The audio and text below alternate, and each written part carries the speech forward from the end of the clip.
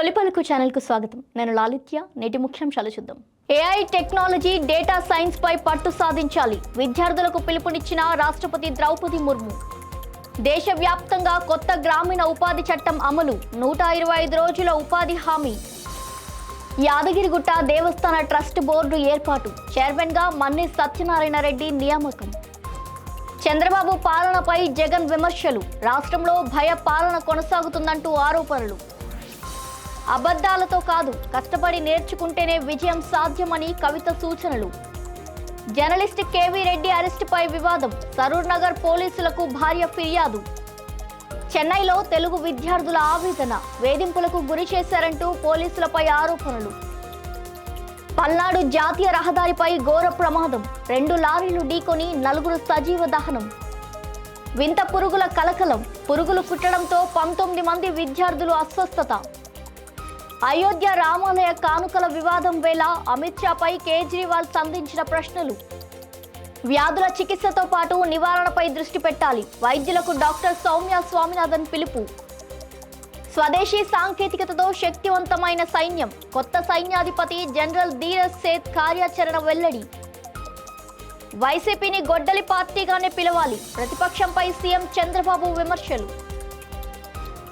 ఆంధ్రప్రదేశ్ కేంద్రీయ విశ్వవిద్యాలయం తొలి స్నాతకోత్సవంలో పాల్గొన్న రాష్ట్రపతి ద్రౌపది ముర్ము విద్యార్థులకు ప్రేరణాత్మక సందేశం ఇచ్చారు. కృత్రిమ మేధ, డేటా సైన్స్ వంటి నూతన సాంకేతిక రంగాల్లో నైపుణ్యం పెంపొందించుకొని భవిష్యత్ అవకాశాలను అందిపుచ్చుకోవాలని రాష్ట్రపతి సూచించారు. విశ్వవిద్యాలయంలో సాధించిన కృషి, ఆత్మవిశ్వాసాన్ని జీవితాంతం కొనసాగిస్తూ సమాజానికి సేవ చేసే దిశగా ముందుకు సాగాలని పిలుపునిచ్చారు.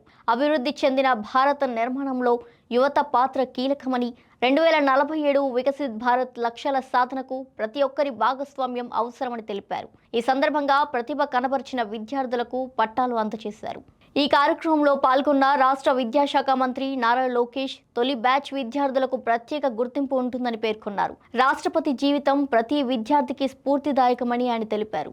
మహాత్మా గాంధీ జాతీయ గ్రామీణ ఉపాధి హామీ పథకం స్థానంలో కేంద్ర ప్రభుత్వం తీసుకువచ్చిన Viksit Bharat Guarantee for Rozgar and Ajeevika Mission Gramin చట్టం నేటి నుంచి దేశవ్యాప్తంగా అమల్లోకి వచ్చింది. కొత్త విధానంలో గ్రామీణ కుటుంబాలకు ఉపాధి హామీని 100 రోజుల నుండి 125 రోజులకు పెంచారు. రోజువారీ కనీస వేతనాన్ని 300 రూపాయలుగా నిర్ణయించారు. పనుల సంఖ్యను 263 నుంచి 318కి పెంచడంతో పాటు కేంద్ర రాష్ట్రాల నిధుల వాటాను 60:40 నిష్పత్తికి మార్చారు. కేంద్ర మంత్రి పెమ్మసాని చంద్రశేఖర్ మాట్లాడుతూ గ్రామీణ భారత అభివృద్ధిలో ఇది చారిత్రాత్మక అడుగని తెలిపారు. ప్రధానమంత్రి నరేంద్ర మోదీ, కేంద్ర మంత్రి శివరాజ్ సింగ్ చౌహాన్ నాయకత్వంలో ఈ పథకం గ్రామీణ జీవనోపాధిని బలోపేతం చేస్తుందని, నీటి సంరక్షణ, మౌలిక సదుపాయాలు, శాశ్వత ఆస్తుల నిర్మాణం, సాంకేతిక ఆధారిత పారదర్శకతతో వికసిత్ భారత్ 2047 లక్ష్యానికి ఇది కీలక మైలురాయిగా నిలుస్తుందని తెలిపారు. అయితే కేంద్ర రాష్ట్రాల నిధుల వాటా మార్పుతో రాష్ట్రాలపై అదనపు భారం పడుతుందని తెలంగాణ సహా పలు రాష్ట్రాలు అభ్యంతరం వ్యక్తం చేస్తున్నాయి. తెలంగాణ ప్రభుత్వం యాదగిరిగుట్ట శ్రీ లక్ష్మీ నరసింహస్వామి దేవస్థాన ట్రస్ట్ బోర్డును ఏర్పాటు చేస్తూ ఉత్తర్వులు జారీ చేసింది. మొత్తం 18 మంది సభ్యులతో బోర్డును ఏర్పాటు చేయగా చైర్మన్గా ఎంఎస్ఎన్ గ్రూప్ అధినేత మన్నే సత్యనారాయణ రెడ్డిని నియమించింది.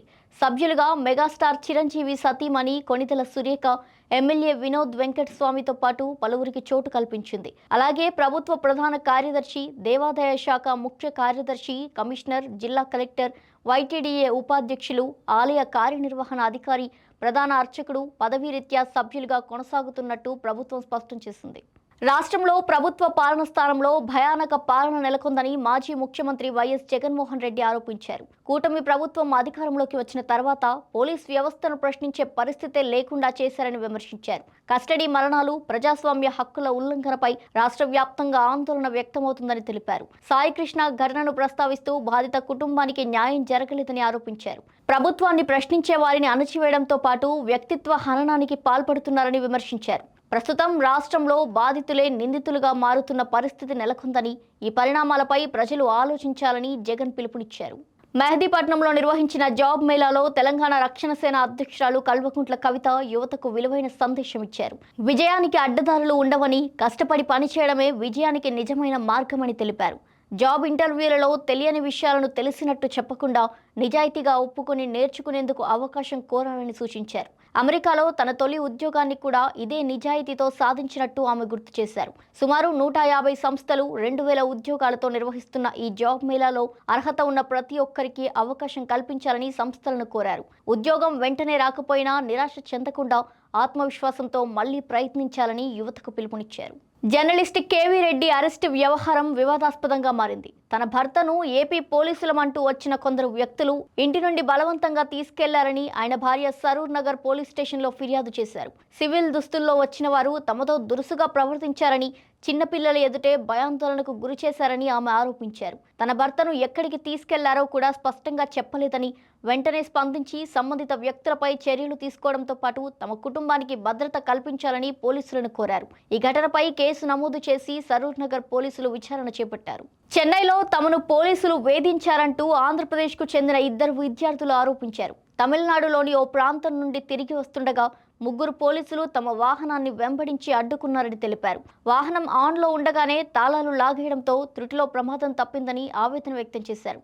తమ వద్ద అన్ని పత్రాలు, హెల్మెట్ ఉన్నప్పటికీ కూడా భారీ జరిమానా పేరుతో బెదిరించారని, చివరకు డబ్బు తీసుకొని వదిలేశారని ఆరోపించారు. స్థానికులను వదిలేసి తమనే లక్ష్యంగా చేసుకున్నారని, తాము ఆంధ్రప్రదేశ్కు చెందిన వారు కావడంతో వివక్షకు గురి చేశారని విద్యార్థులు వాపోయారు.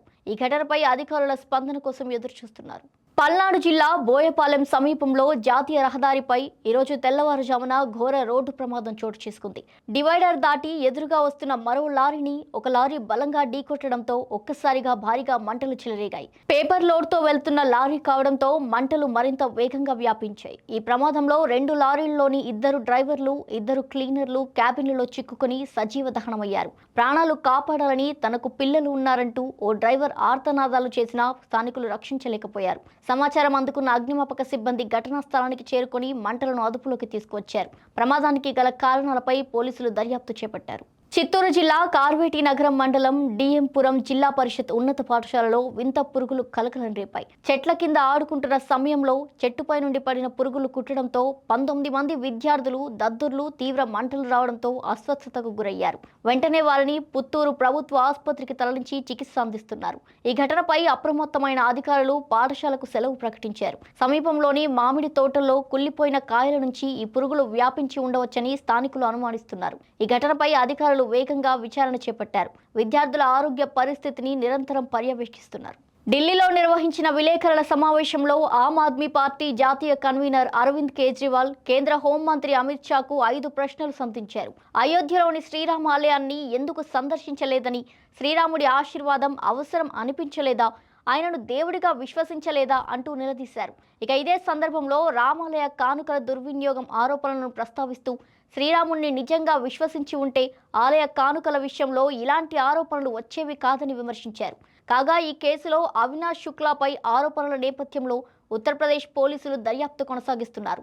జూన్ 5వ తేదీన నిర్వహించిన సోదాల్లో ఆయన అద్దె ఇంటి నుంచి సుమారు 20 లక్షల రూపాయలకు పైగా నగదును స్వాధీనం చేసుకున్నట్టు సమాచారం. పోలీసుల విచారణలో ఆలయ కానుకల సొమ్మును వెంటనే బయటకు తీసుకెళ్లకుండా ముందుగా వాటిని మరుగుదొడ్లలో దాచిపెట్టి అనంతరం అక్కడి నుండి బయటకు తరలించినట్టు అవినాష్ శుక్లా చెప్పినట్టు దర్యాప్తు వర్గాలు వెల్లడించాయి. జాతీయ వైద్యుల దినోత్సవం సందర్భంగా ప్రముఖ శాస్త్రవేత్త డాక్టర్ సౌమ్య స్వామినాథన్ వైద్యులకు కీలక సందేశం ఇచ్చారు. వ్యాధులు వచ్చిన తర్వాత చికిత్స అందించడం మాత్రమే కాకుండా అవి రాకుండా నివారించే చర్యలపై కూడా వైద్యులు ఎక్కువగా దృష్టి పెట్టాలని సూచించారు. వాతావరణ మార్పులు, జీవ వైవిధ్యంలో మార్పులు, కాలుష్యం మానవ ఆరోగ్యంపై తీవ్ర ప్రభావం చూపుతున్నాయని హెచ్చరించారు. తీవ్రమైన ఉష్ణోగ్రతలు, వాయు కాలుష్యం, వరదలు, కొండ చర్యలు విరిగిపడడం, నీటి ద్వారా వ్యాపించే వ్యాధులు ప్రజల ఆరోగ్యంతో పాటు దేశ ఆర్థిక వ్యవస్థపై కూడా భారీ భారం మోపుతున్నాయని పేర్కొన్నారు.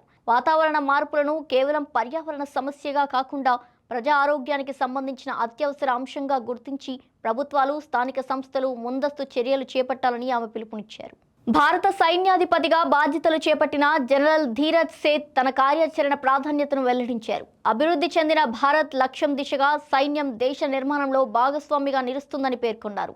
విజయ్ అనే కార్యాచరణ సూత్రం స్వదేశీ సాంకేతికతతో స్వయం సమృద్ధి సాధించిన సైన్య నిర్మాణం, దేశీయ పరిష్కారాలతో యుద్ధాల్లో విజయం, అగ్నివీర్ నుంచి మాజీ సైనికుల వరకు ప్రతి యోధుడికి ప్రాధాన్యం కల్పించడం ప్రధాన లక్ష్యమని వివరించారు. సైనికుల శిక్షణ, సాంకేతిక సామర్థ్యాల పెంపుతో పాటు మాజీ సైనికులు, వీరనారుల సంక్షేమానికి అత్యంత ప్రాధాన్యం ఇస్తామని స్పష్టం చేశారు.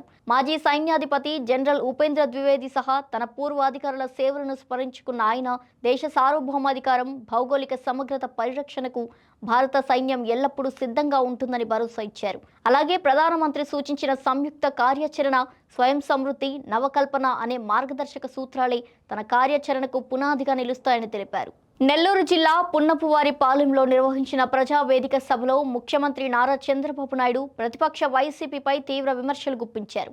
ఆ పార్టీని ప్రజలు కూడా గొడ్డలి పార్టీగానే పిలవాలని వ్యాఖ్యానించారు. 3 రాజధానుల పేరుతో రాష్ట్రాన్ని గందరగోళంలోకి నెట్టారంటూ ఆరోపించారు. ఇక ఇదే సమయంలో తమ ప్రభుత్వం పేదల సంక్షేమం, పేదరిక నిర్మూలనే లక్ష్యంగా పనిచేస్తుందని తెలిపారు. P4 కార్యక్రమాన్ని విజయవంతం చేయాలని ఆయన పిలుపునిచ్చారు. ప్రతి ఇంటి నుంచి ఒక పారిశ్రామికవేత్త తయారవ్వాలని, డ్వాక్రా సంఘాలు దేశానికి ఆదర్శమంటూ కొనియాడారు. గూడూరులో దేశంలోని అతిపెద్ద మెగా ఫర్నిచర్ పార్క్ను ఏర్పాటు చేసి 10,000 మందికి ఉపాధి కల్పిస్తామని తెలిపారు. దేశానికి వచ్చే పెట్టుబడుల్లో 25% ఆంధ్రప్రదేశ్కే వస్తున్నాయంటూ, పెట్టుబడిదారులు ఇప్పుడు రాష్ట్రాన్ని వెతుక్కుంటూ వస్తున్నారంటూ ప్రభుత్వంపై ఏర్పడిన నమ్మకమే దానికి కారణమని చంద్రబాబు పేర్కొన్నారు. ఇవి వాటి బులెటిన్ డీటెయిల్స్. మరో బులెటిన్తో మళ్ళీ కలుద్దాం. చూస్తూనే ఉండండి తొలి పలుకు న్యూస్.